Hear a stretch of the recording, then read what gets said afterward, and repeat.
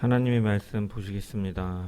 하나님의 말씀은 사도행전 8장 1절에서 8절의 말씀입니다. 사도행전 8장 1절에서 8절의 말씀입니다. 제가 하나님의 말씀을 봉독합니다.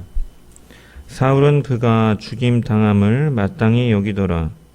그날에 예루살렘에 있는 교회에 큰 박해가 있어 사도회에는 다 유대와 사마리아 모든 땅으로 흩어지니라.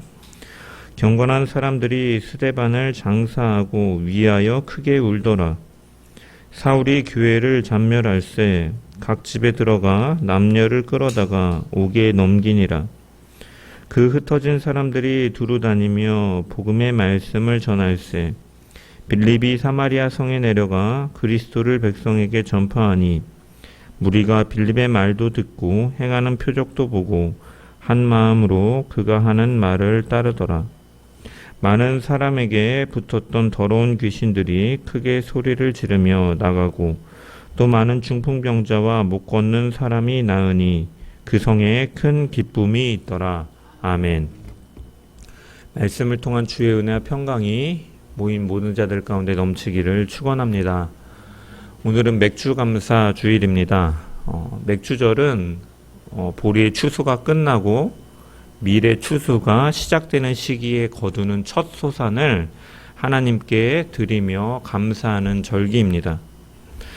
하나님께서는 첫 소산을 드리게 하심을 통해 하나님께서 베풀어 주신 은혜를 기억하게 하심과 동시에 또한 앞으로도 언약을 신실하게 이루어가실 하나님을 바라보게 하셨습니다.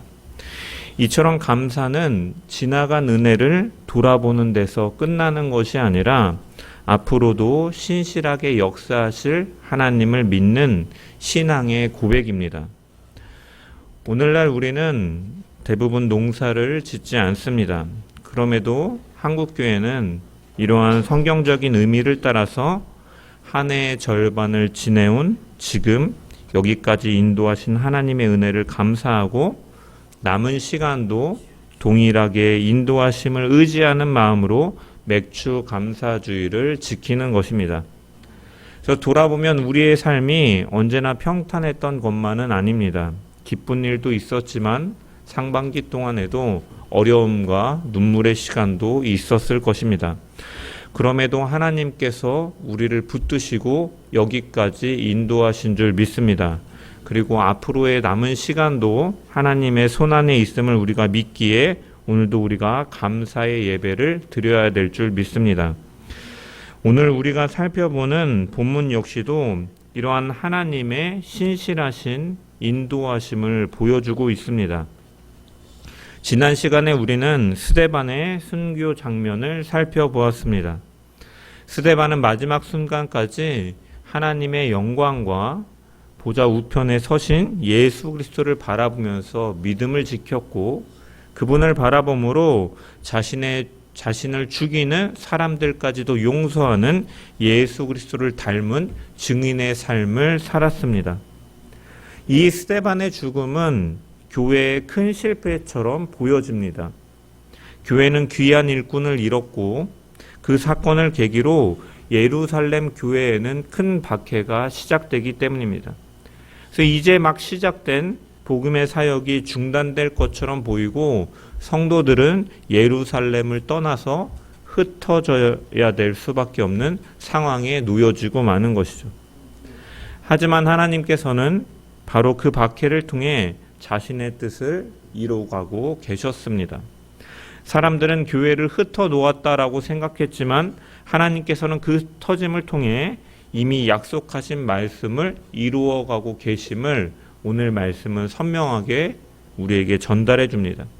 그래서 오늘 본문은 우리가 위기라고 생각하는 순간까지도 사용하셔서 자신의 선하신 뜻과 구원의 역사를 이뤄가시는 하나님을 분명하게 보여줍니다. 그래서 우리는 이 말씀을 통해 어떠한 상황 속에서도 자신의 뜻을 신실하게 이뤄가시는 하나님의 섭리를 발견하고 우리의 삶에도 동일하게 역사하시는 하나님을 더욱 신뢰하기로 결단하는 시간 되기를 주의 이름으로 간절히 축원합니다. 1절의 말씀을 다시 한번 읽겠습니다. 1절 말씀 시작. 사울은 그가 죽임당함을 마땅히 여기더라. 그날에 예루살렘에 있는 교회에 큰 박해가 있어 사도 외에는 다 유대와 사마리아 모든 땅으로 흩어지니라. 아멘. 스데반은 마지막 순간까지 예수 그리스도의 증인으로 살았고 예수 그리스도를 닮은 모습으로 그가 순교하였습니다. 그가 죽임 당함을 이라는 말은 바로 앞장에 기록된 이 스데반의 죽음을 가리키는 것이죠. 그리고 본문은 이 스데반의 죽음을 바라보던 사울을 언급하고 있습니다. 사울은 그 스데반이 죽임 당하는 것을 마땅히 여겼다라고 기록되어 있죠. 여기 마땅히 여기다라고 번역된 헬라어는 함께 좋게 여기다, 찬성하다, 적극적으로 동의하다, 기꺼이 승인하다라는 의미에 가진 단어입니다. 그래서 사울은 단순히 목격자로서 아니면 그 자리에 있었던 한 사람으로서만 구경꾼으로만 등장하는 것이 아니라 스데반이 예수 그리스도를 증언한 것에 대해서 죽어야 할 죄라고 분명하게 확신하고 있었다라는 것이죠. 그래서 사도행전 7장 58절을 보면은 사람들이 스데반을 돌로 칠 때 증인들이 자기들의 옷을 벗어서 이 사울이라는 청년의 발 앞에 두었다라고 기록하고 있죠. 이처럼 사울은 스데반의 죽음이 정당하다고 적극적으로 찬성하는 사람이었고 이제 그 사울이 예루살렘 교회를 향한 박해의 중심에 서 있던 사람 중에 한 사람으로 등장하고 있는 것입니다. 그래서 3절을 보면은 사울이 교회를 잔멸할세 각 집에 들어가 남녀를 끌어다가 옥에 넘기니라 라고 기록되어 있는 것이죠. 이러한 박해가 시작됨으로 인해서 어떤 일이 벌어집니까? 그날에 예루살렘에 있는 교회에 큰 박해가 있었다. 그래서 사도 외에는 다 유대와 사마리아의 모든 땅으로 흩어지니라 라고 기록되어 있습니다. 여기서 1절에 그날에 라는 표현은 스데반의 순교와 예루살렘 교회에 일어난 큰 박해가 서로 분리된 사건이 아니라는 것을 보여주죠. 스데반의 죽음은 한 사람의 죽음으로 끝난 것이 아니라 교회 전체를 향한 박해의 시작이 되었다라는 의미입니다.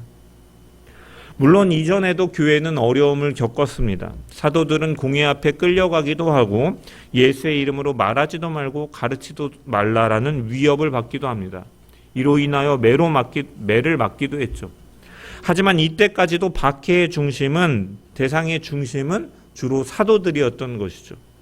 그런데 이제 성경은 예루살렘에 있는 교회에 큰 박해가 있었다라고 말하고 있습니다. 박해는 사도들 뿐만이 아니라 교회 전체를 향해 일어났다라는 것이죠. 그래서 예수를 믿는다는 이유만으로 성도들의 삶이 위협받기 시작했던 것입니다. 그 결과 사도 외에는 유대와 사마리아의 모든 땅으로 흩어지게 됩니다. 우리는 여기서 흩어졌다라는 표현을 쉽게 지나칠 수 있습니다.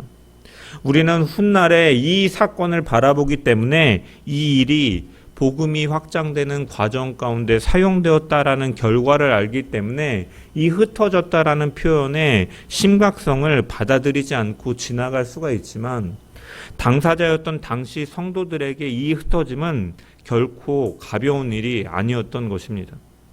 그들은 살던 집을 떠나야 했고 생업을 내려놓아야 했던 것입니다. 가족과 이웃과 익숙한 공동체를 뒤로 해야 됐고 언제 다시 돌아올 수 있는지도 알 수 없었던 상황이죠. 어떠한 사람들은 사랑하는 사람과 떨어질 수밖에 없었고 어떤 사람들은 모든 것을 잃은 채 낯선 곳으로 피해야 했을 것입니다. 이처럼 성도들 각 사람에게는 너무나 막막한 일이었던 것이죠. 거기다가 교회적으로도 교회가 무너지고 흩어지는 장면처럼 보여집니다. 귀한 일꾼이 죽었고 교회는 박해를 받고 성도들은 흩어지고 반대자들은 더욱 거세게 교회를 대적하는 것이죠. 이러한 모습은 복음의 역사가 중단되는 것처럼 보입니다. 하지만 하나님께서는 복음을 막으려는 사람들의 그 악한 계획과 실행조차도 자신의 주권 밖에 두지 않으셨습니다. 사울과 박해자들은 교회를 무너뜨리려고 했지만 그들의 악한 의도조차 하나님의 뜻을 무너뜨릴 수는 없었던 것입니다. 물론 하나님의 섭리 가운데 있었다라는 것이 하나님께서 그 악을 조성하셨거나 정당하게 여기신 것은 결코 아닙니다. 하나님은 죄를 미워하시며 악을 심판하시는 거룩한 분이시기 때문입니다.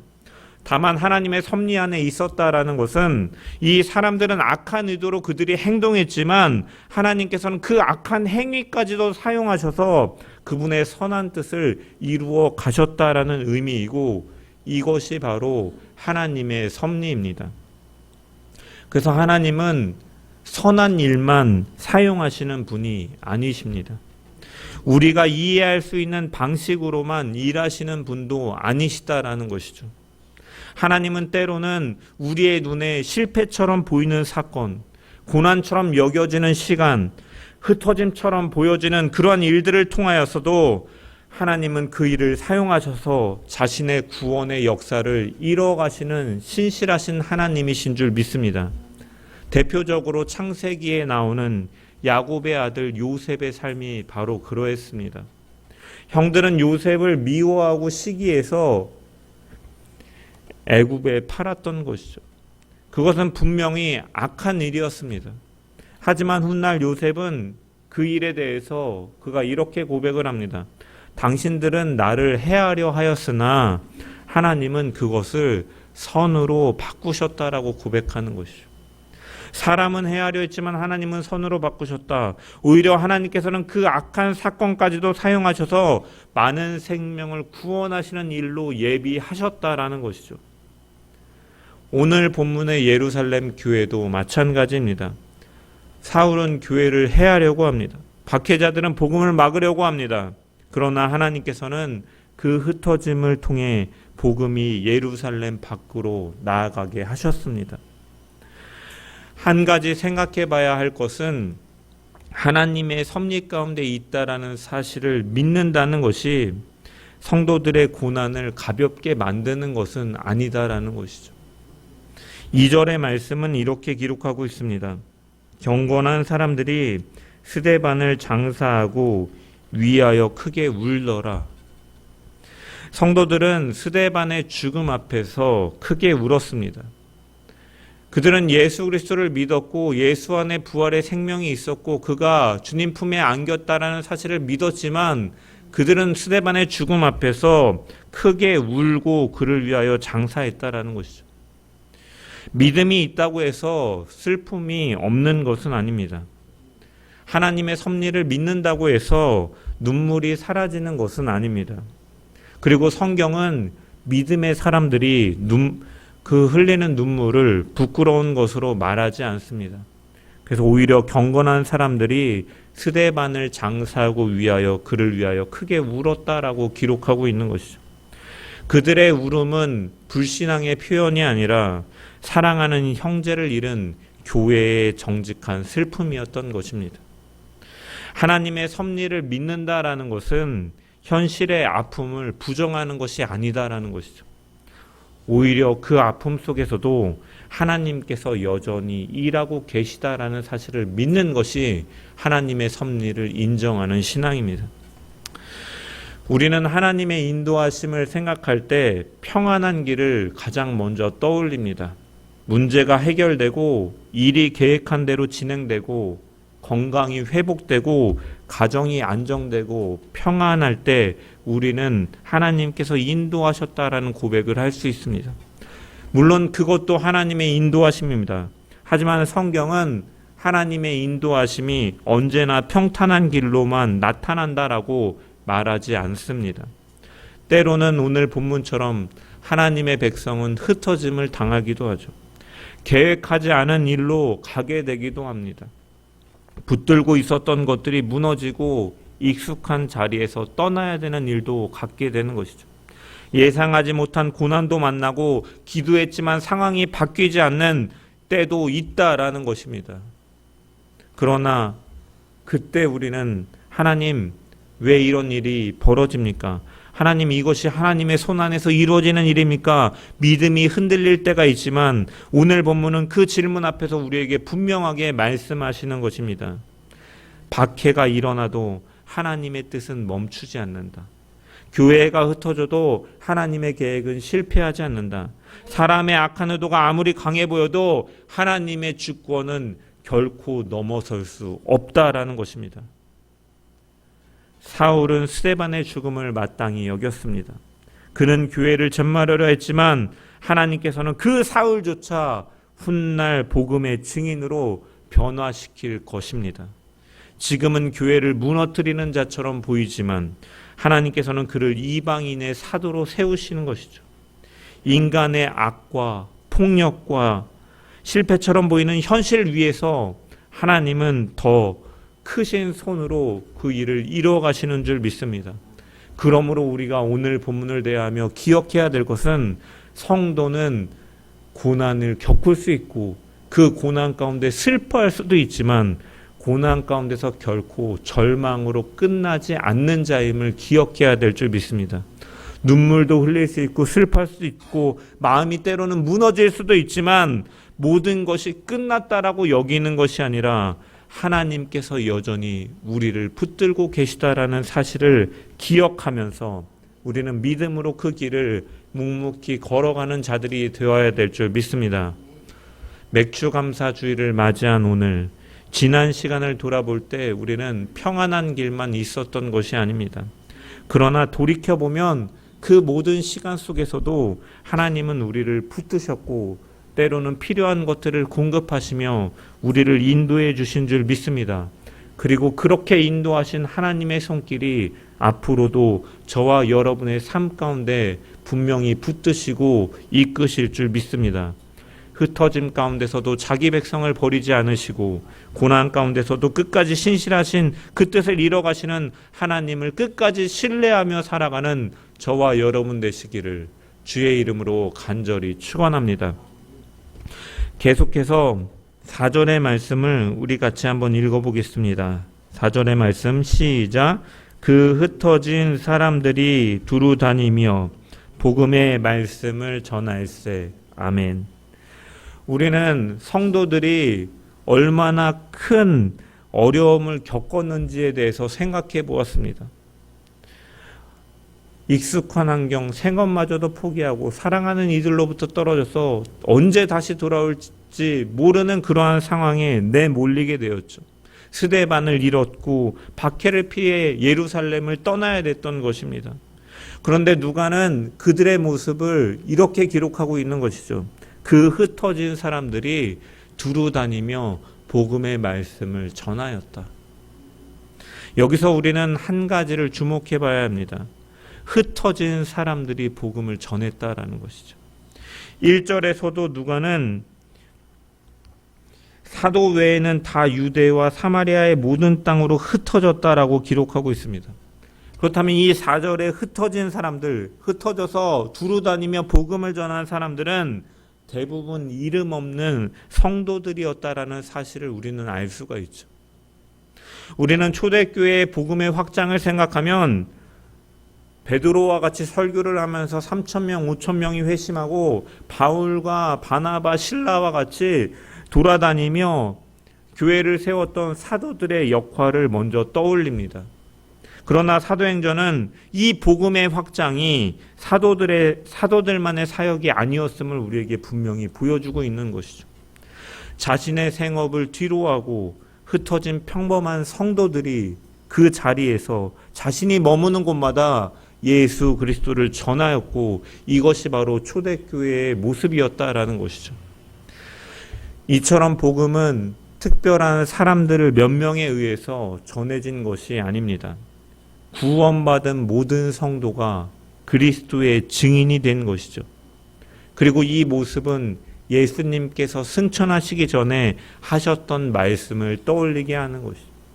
사도행전 1장 8절의 말씀, 오직 성령이 너희에게 임하시면 너희가 권능을 받고 예루살렘과 온 유대와 사마리아와 땅끝까지 이르러 내 증인이 되리라 하시니라.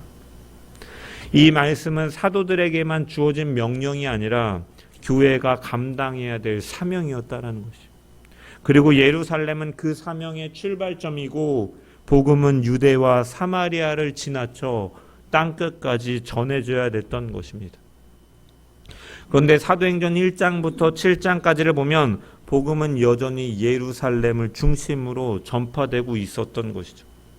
하나님께서는 그래서 박해라는 사건까지도 사용하셔서 예수님께서 약속하신 복음의 확장을 이뤄가신 것입니다. 이것이 바로 하나님의 놀라우신 섭리이죠. 그 가운데 누가는 한 사람을 소개하고 있습니다. 5절의 말씀을 보면 빌립이 사마리아 성에 내려가 그리스도를 백성에게 전파하니 라고 기록되어 있습니다. 여기서 빌립은 사도 빌립이 아니라 사도행전 6장에서 스데반과 함께 집사로 세워졌던 빌립입니다. 스데반이 순교한 이후에 빌립 역시 예루살렘을 떠날 수밖에 없었고 그는 사마리아로 향했습니다. 사마리아는 유대인들이 가까이 하기에 꺼려하는 곳이었습니다. 오랫동안 민족적인 갈등이 있었고 종교적인 반목이 이어져 왔던 장소입니다. 하지만 빌립은 그곳에서 가장 먼저 그리스도를 전하였던 것이죠. 빌립은 예루살렘을 떠난 것이 실패라고 생각하는 것이 아니라 하나님께서 허락하신 그 자리에서도 여전히 그리스도의 증인으로 살았다라는 것이죠. 이것이 하나님께서 흩어진 성도들에게 원하셨던 삶이었습니다. 주목해 봐야 될 것은 그가 그리스도를 전파하였다라는 것이죠. 빌립은 사람들의 마음을 위로하는 말이나 새로운 사상을 전한 것이 아니라 십자가에 달려 죽으시고 부활하신 예수 그리스도를 전하였습니다. 이것이 바로 교회가 전해야 될 메시지였기 때문입니다. 사랑하는 성도 여러분, 우리도 살아가면서 원하지 않는 변화와 이동을 경험할 때가 있죠. 직장이 바뀌기도 하고 사업의 형편이 달라지기도 하고 학교가 바뀌고 이사를 가기도 합니다. 때로는 질병과 실패를 통해서 전혀 예상하지 못했던 삶의 자리로 우리의 삶이 흘러갈 때도 있습니다. 우리는 그 변화 앞에서 당황하거나 막막하게 느낄 수도 있습니다. 하지만 하나님께서는 우리의 삶의 자리를 옮겨가실 때에도 그 뜻을 이뤄가시는 분이시고 하나님께서 우리를 보내신 자리에는 하나님께서 맡기신 삶이 있는 줄 믿습니다. 그리고 그곳에서 우리는 여전히 그리스도의 사람으로 살아가야 될 줄 믿습니다. 가정에서도 직장에서도 학교에서도 하나님께서 허락하신 모든 자리에서 우리는 예수 그리스도를 전파하며 드러내야 되는 사람들입니다. 흩어진 성도들이 자신들이 머물렀던 그 자리에서 복음을 전했던 것처럼 오늘 우리도 하나님께서 보내신 자리에서 그리스도의 향기를 드러내며 살아가는 저와 여러분 되시기를 주의 이름으로 간절히 축원합니다. 마지막으로 6절부터 8절의 말씀을 읽어보겠습니다. 6절부터 8절 말씀 시작. 무리가 빌립의 말도 듣고 행하는 표적도 보고 한 마음으로 그가 하는 말을 따르더라. 많은 사람에게 붙었던 더러운 귀신들이 크게 소리 지르며 나가고 또 많은 중풍병자와 못 걷는 사람이 나으니 그 성에 큰 기쁨이 있더라. 아멘. 빌립이 사마리아에서 그리스도를 전하자 그들은 빌립이 전하는 말씀에 귀를 기울이고 하나님께서는 빌립을 통해 행하시는 표적을 그들이 보면서 그 말씀을 받아들이고 따르게 되었습니다. 7절은 하나님께서 나타내신 역사를 기록하고 있죠. 많은 사람들에게 붙었던 더러운 귀신들이 크게 소리를 지르며 나가고 또 많은 중풍병자, 못 걷는 사람들이 나았다. 이처럼 더러운 귀신에게 고통받던 사람들이 자유를 얻었고 오랫동안 병으로 신음하던 사람들이 회복되었습니다. 그리고 이러한 표적의 목적은 분명히 기록되어 있죠. 하나님께서는 빌립이 전하시는 복음이 참된 진리임을 나타내시기 위해서 표적을 허락하신 것이죠. 기적이 나타나는 것이 중요한 것이 아니라 복음이 참된 것임을 드러나기 위해서 표적도 사용하셔서 그들이 하는 빌립이 하는 말을 듣고 따르게 하시기 위해서 표적도 주신 것이죠. 이처럼 말씀과 표적이 사도행전에는 나타나지만 그 중심은 언제나 그들이 전하는 말씀과 복음에 있는 것입니다. 그래서 누가는 이 모든 장면을 기록한 이후에 마지막에 이렇게 마무리하고 있죠. 그 성에 큰 기쁨이 있더라. 이 한 문장이 바로 오늘 본문의 결론입니다. 누가는 많은 사람들이 병을 고침을 받았다, 귀신이 떠나가서 기뻐했다라는 것으로 끝내지 않고 큰 기쁨이 있었다라고 마무리합니다. 왜일까요? 참된 기쁨은 환경에서 오는 것이 아니기 때문이죠. 재산이나 건강에서 오는 것이 아니기 때문입니다. 기쁨의 근원은 그 빌립이 전한 예수 그리스도에게 있다라는 것이죠. 참 기쁨은 그리스도께 있다. 그 기쁨의 근원은 언제나 예수 그리스도시다라는 것이죠. 병이 나아도 사람은 결국 죽게 되어 있습니다. 그러나 예수 그리스도를 믿는 사람은 영원한 생명을 얻는 것입니다. 그래서 이 기쁨은 세상이 주는 기쁨과 다른 기쁨이다라는 것이죠. 죄와 사망 아래 있던 자들이 예수 그리스도를 만나 생명을 얻었고 하나님과 화목하게 되었고 하나님의 나라에 속한 백성이 되었습니다. 이 복음은 한 사람을 변화시키고 가정을 변화시키고 한 성을 변화시키는 것이죠. 그래서 성경은 이것을 큰 기쁨이라는 한마디로 표현하고 있는 것입니다. 여러분 생각해 보면 이 장면은 참으로 놀라움을 우리에게 전해줍니다. 처음에 예루살렘에서 스데반의 죽음으로 인해서 박해로 인해서 교회는 큰 슬픔 가운데 있었습니다. 성도들은 눈물을 흘리며 흩어졌던 것이죠. 그들이 걸어간 길은 두려움과 불안으로 가득했던 길입니다. 하지만 하나님께서는 바로 그 흩어짐을 사용하셔서 사마리아의 큰 기쁨을 이루셨다라는 것이죠. 예루살렘에서 흘린 눈물이 사마리아에서는 큰 기쁨의 복음의 열매로 맺혀지는 것이죠. 성도들은 자신의 흩어짐이 어떠한 결과를 가져올지 알지 못했습니다. 빌립도 사마리아로 향하면서 하나님께서 어떠한 일을 이루실지는 다 알지 못하였던 것이죠.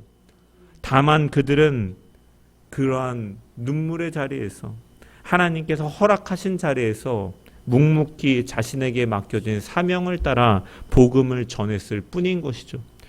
그러자 하나님께서는 그 순종을 통하여 한 성의 큰 기쁨을 허락하여 주신 것입니다. 사랑하는 성도 여러분, 우리도 살아가면서 하나님의 뜻을 다 이해하지 못할 때가 너무나 많이 있습니다.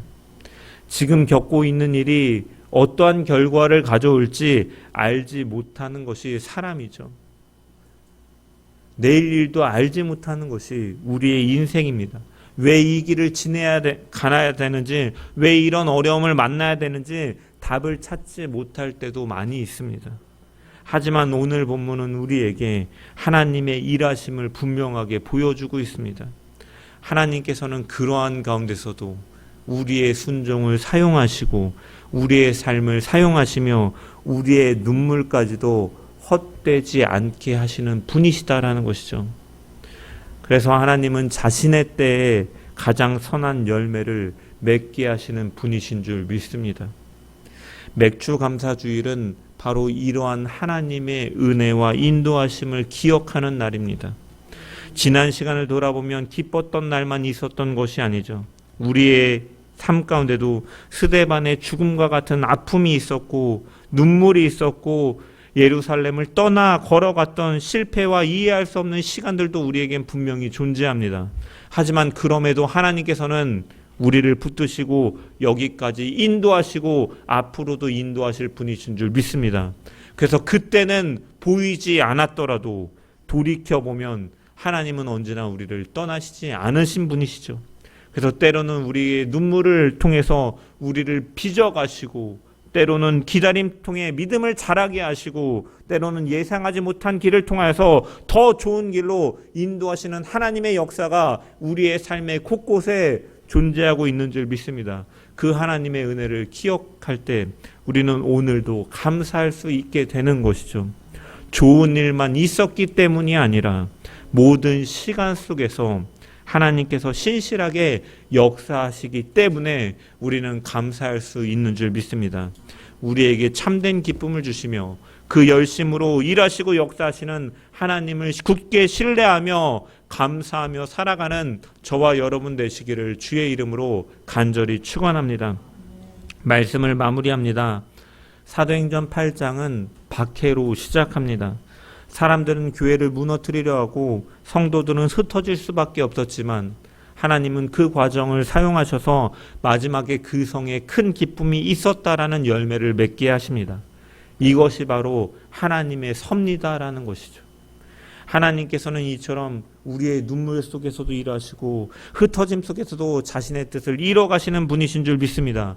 그러므로 우리는 지금 눈앞에 보이는 현실만 바라보며 살아갈 것이 아니라 흩어짐 속에서도 자기 백성을 붙드시고 복음을 통해 참된 기쁨의 열매를 맺어가시는 하나님을 끝까지 신뢰하며 믿음으로 살아가는 저와 여러분 되기를 주님의 이름으로 간절히 축원합니다.